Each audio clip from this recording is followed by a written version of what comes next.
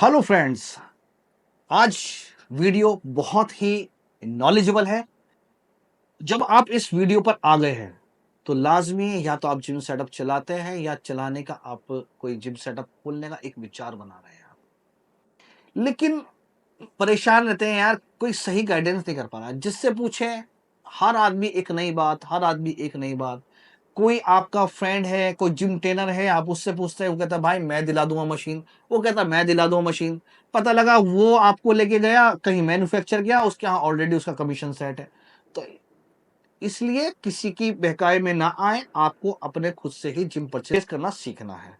Gym machine कैसे purchase करनी है, अगर आपको जिम मशीन खुद ही परचेज करनी है और बिना किसी की हेल्प लिए या बिना किसी को कमीशन दिए, तो ये वीडियो आपके लिए बहुत जरूरी है। तो friends, welcome to our YouTube channel Bajaj Industries में आपका स्वागत है।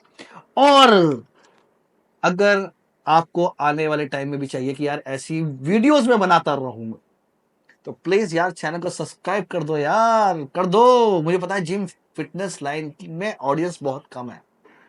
होता अगर कोई और ऐसा कोई और मेरा टॉपिक होता तो शायद लाइक्स की और व्यूज की भरमार होती है ना। जी, फिटनेस पे लोग कम नहीं ध्यान देते हैं हमारे इंडिया में। मेन मुद्दा यह है कि जिम परचेस करते में आपको क्या क्या चीजों का ध्यान रखना चाहिए। देखिए, वो चीज एक मैन्युफैक्चर आपको बता रहा है, 15 ईयर्स का एक्सपीरियंस है जो मैं आपको बता रहा हूं। तो फ्रेंड्स, सबसे पहले शुरू करते हैं। नंबर वन, आपको क्या ध्यान रखना है। देखिए, जिम परचेस करते हुए मेरी बात को हमेशा ध्यान रखना है। अब कि जिम आप खरीदने गए तो आपको क्या ध्यान रखना है। ज्यादा ध्यान नहीं रखना, सिर्फ इतना सा ध्यान रखना है। सबसे पहली बात आपको क्या ध्यान रखना है कि जिस मैन्युफैक्चर से आप जिम परचेस कर रहे हैं उसका थोड़ा सा बैकग्राउंड जान लीजिएगा। ठीक है, चलिए नहीं पता लग रहा कोई बात नहीं, लेकिन आप अगर नहीं जान पा रहे तो उसके लिए मैं आपको तरकीब बता रहा हूं। सबसे पहले आप जब जिम परचेस करेंगे तो पहले सबसे पहले एक माइंड सेट करना है आपको कि आपको कौन कौन सी मशीनें लगानी है, आपका बजट कितना है। ठीक है, उसके अकॉर्डिंग आपको एक लिस्ट बनानी है और जो भी आपको लगे कि सबसे बेस्ट और सबसे चीप आपको जिम इक्विपमेंट मैन्युफैक्चर दे रहा है तो आपको उससे परचेस करनी है। ये नहीं कि आप एक के पास गए और एक को ही डन कर दिया आपने। पहले लो, दो चार जगह से फोन पे रेट मंगाओ। मैं नहीं कह रहा कि आपसे 10-20 जगह जाओ, पहले दो चार जगह से फोन पे रेट मंगवाओ और वहां विजिट करके एक बार उनकी क्वालिटी चेक करो, कि पूछो कि आपको जो आप हमें जिम सेटअप दे रहे हो उसमें क्या क्या क्वालिटी है और क्या क्या चीजें होनी चाहिए, वो मैं आपको बता रहा हूं। क्या आपको आपको क्या देखना है। सबसे पहले आपको क्या देखना है, आपको 4x2 का पाइप। देखिए, मैं आपको बता देता हूं, ये चल रहा हूं, ये बता रहा हूं मैं बेसिक, जो बेसिक नीड होती है जिम मशीन्स के अंदर। वैसे 5x2.5 का भी पाइप होता है, ठीक है जी। 3x1.5 का भी पाइप होता है कि हाँ जी बजट कम है तो 3x1.5 के में भी लगा दिया। लेकिन जो सबसे ज्यादा चलन में है वो 4x2 का पाइप होता है, अपोलो कंपनी का। पेन पेपर लेके बैठ जाओ, ISI मार्क। पॉइंट गिनवा रहा हूं, पेन पेपर लेके बैठ जाओ, मैं फिर बता रहा हूं। 4x2 का पाइप होना चाहिए, अपोलो कंपनी लिखा होना चाहिए, ISI मार्क हर पाइप पे। अच्छी क्वालिटी पाइप होती है, पाइप का अच्छी क्वालिटी। आपको मैन्युफैक्चरर से ये चीजें तय करनी है।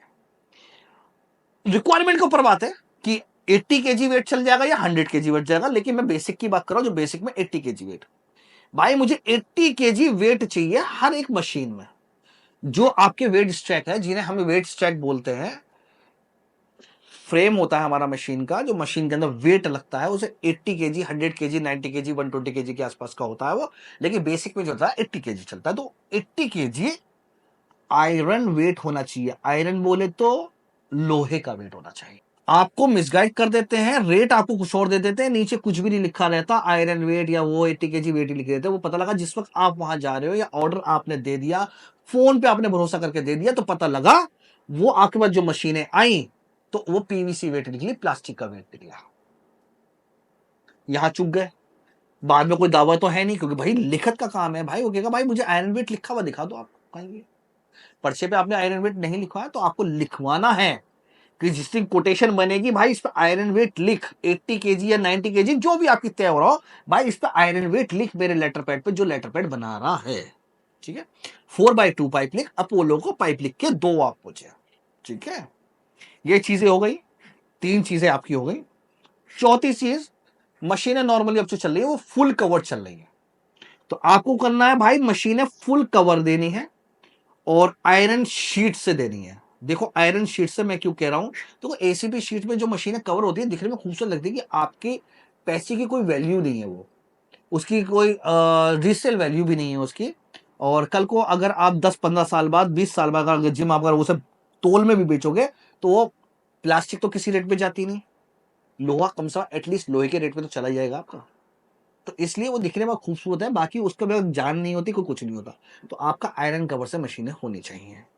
देखो उसमें क्या होता है आयरन कवर में, देखो लोहा तो लोहा ही होता है, ठीक है, लोहे का कुछ नहीं बिगड़ता। कल को अगर आपको मशीन का कलर भी चेंज कराना पड़ जाता है तो मशीन का कलर चेंज हो जाता है, प्लास्टिक में क्या कलर चेंज करोगे, उसी को लेके भेजना पड़ेगा, ठीक है। इजिली मशीन पे कलर चेंज हो जाता है, 5 साल बाद आपको मशीन में कुछ करवाना है ना अलग चेंजिंग, तो सारी चीजें वही काम में आ जाएंगी। खासकर हमारी कंपनी तो वो काम कर देती है, सारी चीजें वही काम में आ जाती है, दोबारा रीपेंट हो जाता है, कोई और सा कलर भी हो जाता है आपकी मशीनों पे।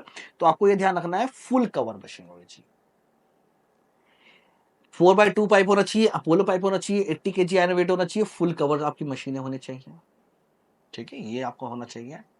और जिस वक्त आप मैन्युफैक्चरर से तय करो कि भाई कितने टाइम पीरियड आपको सेटअप चाहिए, वो कहेगा कि भाई मुझे 15 या 20 दिन या 25 दिन मुझे मैन्युफैक्चरिंग के लिए चाहिए, वो ठीक है, आप 15 दिन या 15 डेज, 20 डेज या 25 डेज, वॉट एवर आप डेज लीजिए, लेकिन मैं आपको एडवांस ज्यादा नहीं दूंगा। आपका सेटअप 4 लाख का बैठा या 3 लाख का बैठा, देखिए मैं बहुत पॉइंट की बात बता रहा हूं, या 5 लाख का बैठा, एक कैलकुलेशन बना लो कि 1 लाख रुपए पे 5,000 रुपए देने हैं। देखो मैं अपनी बात नहीं कर रहा, मेरे को तो 5 लाख पे 5,000 रुपए दे दो, मैं आपको 5,000 रुपए पूरा जिम सेटअप बना के दे दूंगा, लेकिन और मैन्युफैक्चरर्स की बात कर रहा हूं जो, उसमें क्या होता है 1 लाख रुपए पे आपको सिर्फ 5 लाख रुपए देने हैं, 5,000 रुपए, सॉरी 5,000 रुपीज, 5,000 रुपए, 5,000 रुपए देने हैं, यानी कि 3 लाख रुपए का अगर आपका जिम सेटअप होगा तो आपको 15,000 रुपए देने हैं। 5 लाख का आपका सेटअप हो गया तो आपको देने हैं 25,000 रुपए, 25 ही बैठेंगे ना, हाँ 25,000 रुपए बैठेंगे, इससे ज्यादा आपको एडवांस नहीं देना। ये जो आपने कंडीशंस लेटर पैड पे लिखवाई है उससे, जो भाई अपने साइन कर दे, स्टैंप मार दे, 25 दिन का टाइम दे रहा हूं, 25 दिन बाद आऊंगा, पहले सारी मशीनें अपने पास फिटिंग कर लो। भाई सारी मशीनें फिटिंग चाहिए मुझे, स्टेशन स्टेशन भी नहीं चाहिए। भाई देखो जब आपसे सेटअप ले रहा हूं तो सुबह से शाम तक आपको मैं दूंगा, आपकी फैक्ट्री पे रहूंगा, आप मुझे चले एक दिन लेट बता दो डेट, कोई इशू नहीं है। देखो जो मेरे अल्फाज हैं उन पे ध्यान रखो, उसी चीज को ध्यान रखो, फ्रॉड से बचोगे, मैं आपके लिए फायदा कर रहा हूं। जो भी डेट है आप डेट डिसाइड कर लो, उससे आपको 25 मई दी है आपको मिसाल की डेट, आपको बात है भाई 26 मई कर ले, मैं 26 मई को आ जाऊंगा, लेकिन मुझे simple bench, stool, adjustable bench, सारी चीजें मुझे फिट चाहिए, ठीक है, मैं सारी मशीनें पहले चेक करूंगा, ठीक है। उसमें क्या होता है कि रेट आपको तो पहले दे दिए बहुत कम, और हम भी कई बार शॉक में हो जाते हैं कि यार इतने रेट कम कैसे, वो बाद में पता लगा कि आपने ऑर्डर दे दिया और आपका सेटअप भी चला गया, आपका बाद में मैन्युफैक्चरर पर फोन कर रो कि भाई हमारी एक मशीन तो आई नहीं, मैन्युफैक्चरर ने फोन उठाना बंद कर दिया, पता लगा एक मशीन के जो पैसे हैं उससे वहां एडजस्ट कर दिए। हम ये तो परेशान हो रहे थे कि उसने पहले ही दिमाग में सेट कर ली बात कि लोडिंग के वक्त एक मशीन हटा लेंगे, उनके यहाँ के कारीगर भी परफेक्ट है इस चीज के। तो इसलिए मैं सभी मैन्युफैक्चरर्स से नहीं कह रहा हूं, मैं कुछ मैन्युफैक्चरर्स को कह रहा हूं जो मैं ग्राहक का फायदा कर रहा हूं, कस्टमर्स का फायदा, कस्टमर को अगर इन चीजों से ध्यान में रख ले तो क्या परेशानी है, हमें मैन्युफैक्चर को तो कोई ऑब्जेक्शन नहीं होना चाहिए ना, ठीक है, कस्टमर इस चीज का ध्यान रख ले। पूरा जिम सेटअप चेक करो, सारी मशीन अपने पर्चे के हिसाब से चेक करो कि भाई एडजस्टेबल बेंच कहाँ है, मेरे सिंपल बेंच कहाँ है, मेरा स्टूल कहाँ है, दिखाओ सारी चीजें फिट करके दिखाओ मुझे। अब भैया ये नहीं मेरी गाड़ी इस पर लोड करते हैं, ठीक है, और भैया ले पकड़ अपनी पेमेंट, हमारा बना दे बिल और हम जा रहे हैं, ठीक है। जब सारी चीजें आप लोड करा लोगे आप टेंशन फ्री हो जाओगे, जो भी फिटिंग का हिसाब किताब है आप तय कर रहे हो, जिस हिसाब से भी आपकी बात की तय करो वो आप तय कर लोगे, भैया जब फिटिंग वाला लड़का आ जाएगा फिटिंग का चार्ज हम उसे दे देंगे, ठीक है, ऐसी कोई बड़ी वाली बात नहीं है, ठीक है। तो फ्रेंड्स ये कुछ पॉइंट्स तो मैंने आपको मेन पॉइंट्स बताए हैं, बाकी क्वालिटी में मैंने बहुत सारी चीज़ अगर लेके बैठ गया तो पाइप कैसा होना चाहिए, ठीक है जी, उसकी शेप कैसी होनी चाहिए, 4x2 के का पूरा कैसा होना चाहिए, स्प्रिंग होनी चाहिए, कैचर कैसा होना चाहिए, इस पे अगर मैं वीडियो बनाने लग गया तो बहुत लंबी मेरी वीडियो बैठेगी। तो इसलिए मैं हर एक वीडियो में कहीं न कहीं आपको पॉइंट की बात बताता रहूँगा। इसलिए बेल आइकन दबा दो, मेरी कोई भी वीडियो मिस मत करना। अगर मिस कर दी तो समझ लो आपका सेटअप बेकार हो गया, ठीक है? देखो, आपके ऊपर बात है, ऐसी बात नहीं है कि आप बहुत समझदार हैं, कुछ लोग नए भी हैं। मैं उन्हें नहीं कह रहा कि वो बेवकूफ़ है, लेकिन कुछ लोग नए हैं। और देखो, कोई भी ऊपर से सीख के नहीं आता, दुनिया में आके सीखता है। मैं भी बिल्कुल बेवकूफ़ था, मुझे भी नहीं पता था इस लाइन के में कि आखिर जिम होता ही क्या है। ये 15 ईयर्स के एक्सपीरियंस में मुझे बहुत कुछ पता लग गया कि आखिर जिम होता क्या है, ठीक है? तो आज की वीडियो में यहाँ तक के लिए बहुत-बहुत शुक्रिया आपका बनाए रहने के लिए। आपने मेरी वीडियो देखी और आपको नॉलेज मिली। कोई भी डाउट हो तो कमेंट बॉक्स में बताओ, उसी चीज़ के बारे में वीडियो बनाता हूँ, आपको नॉलेज देने के लिए, सिर्फ़ आपका फ़ायदा करने के लिए। ठीक है friends? Thank you so much.